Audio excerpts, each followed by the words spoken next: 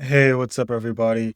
All right, look, I've been staring at all this XRP news that's been dropping, and I have got to say, the way people are talking about it is driving me insane. Everyone is picking up these little scraps of news like they're shiny pennies on the sidewalk.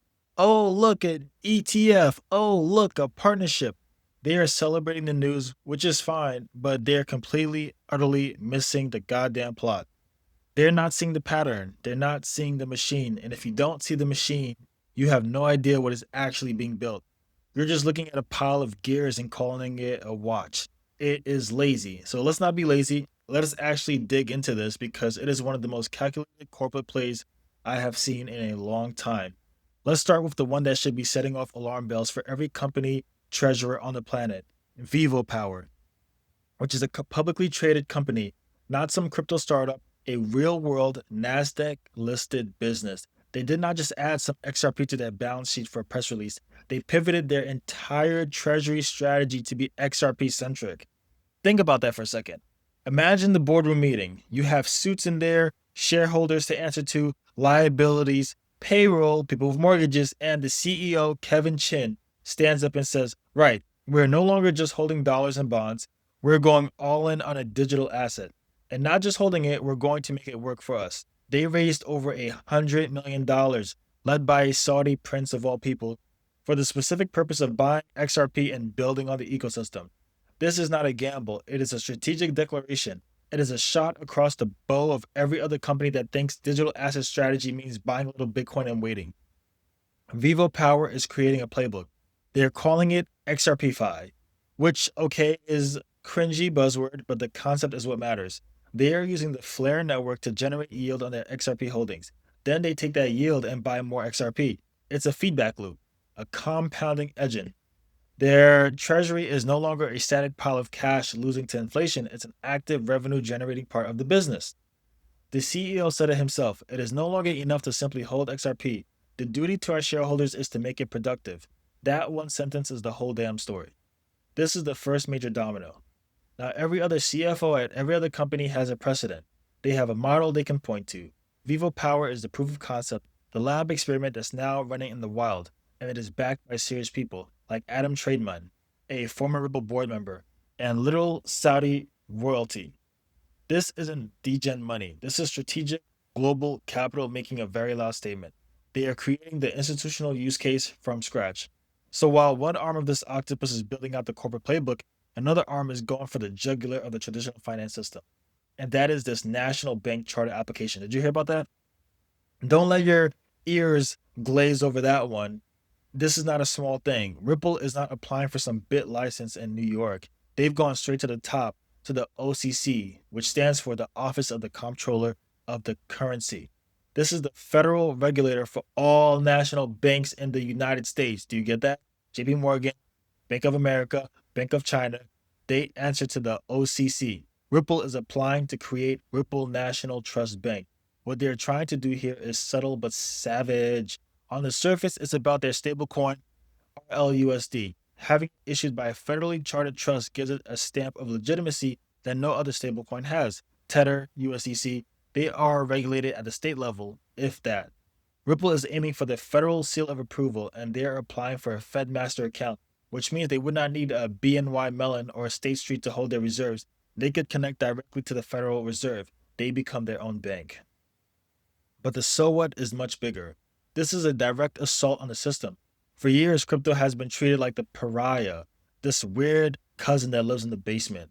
Ripple's strategy is to stop asking for a seat at the dinner table. They are trying to get the deed to the whole damn house.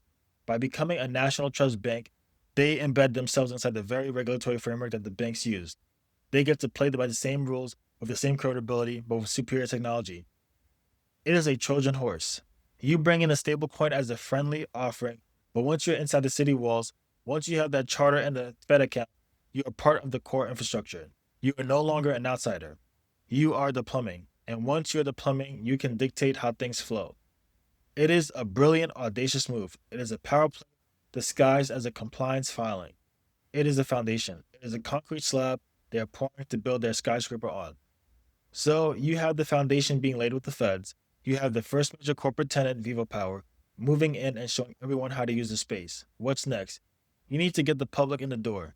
You need to make it easy. Enter Robinhood. And look, I have opinions about Robinhood, but you cannot deny their reach. They just listed the first XRP futures ETFs in the US, XRPI and XRPT. One is a straight up tracker, the other is a 2x leverage casino chip for day traders. The important part is not the product itself, but what it represents: sanitization. This is how Wall Street works. They take something raw, something complicated, something that requires personal responsibility, like holding your own keys, and they package it. They wrap it in a familiar wrapper, give it a ticker symbol, and sell it to the masses through the same brokerage account they used to buy Ford stock. No wallets, no C phrases, no transfers on the blockchain. Just click buy, and you have exposure to the price of XRP. This is the on ramp for everyone who is too scared, too lazy, or too confused to get into crypto the real way. It's a normalization of XRP as just another financial asset. And while some purists will hate this, not your keys, not your crypto, and they're not wrong. From a strategic point of view, it's a masterstroke. It opens the floodgates to unimaginable amounts of retail capital that would have otherwise stayed on the sidelines forever. It puts XRP on the same menu as stocks and bonds for millions of people. It is the front door. It is the public entrance to the building that Ripple and VivoPower are constructing. It makes the whole project accessible. And just to make sure this is not seen as some American only project, you have the last piece of the puzzle slotting into place over in Asia. Haskey, a licensed institution focused exchange in Hong Kong, just listed XRP. This isn't some fly by night exchange. This is a regulated player for professional investors in one of the biggest financial hubs in the world. So, at the exact same time that US corporations and retail are being given new ways to get into XRP, Asian institutions are getting their own compliant gateway. This is not an accident, it's a coordinated global rollout. They are building on ramps on both sides of the world simultaneously. It shows that the strategy is not just to conquer the US market, it's to become a new global standard. So let's take a step back. Let's look at the whole damn blueprint. This is not just a bunch of good news. This is a multi front war. On the regulatory front, you have the push for a national bank charter to become part of the core system. On the corporate front, you have VivoPower creating the playbook for an XRP based treasury. On the retail front, you have the Robinhood ETF making it dead simple for anyone to buy in. The global front, you have Haskey opening the doors for Asian institutional money. Foundation, use case, public access, global expansion. It's a pincer movement. They are building an entire end to end financial ecosystem in plain sight. Each move strengthens the others. The bank charter gives legitimacy to the ETF. The corporate use case provides a fundamental reason for the ETF to exist. The global access adds liquidity and reinforces the idea that this is bigger than just one country. Everyone else is watching the price, looking at candlesticks. It's a distraction. The real game is not the price of today or tomorrow. The real game is the infrastructure, the plumbing, the rails. And right now, we're watching companies try to build an entirely new set of rails for global finance, and they are being smart as hell about it. The question isn't when moon. The question is, are you seeing this machine for what it is? Are you watching them build it? Because they are not stopping and they aren't asking for permission anymore. So that's what I've been reading, all these different articles piece by piece, and this is my opinion on it. And I hope you enjoyed. See you later, everybody.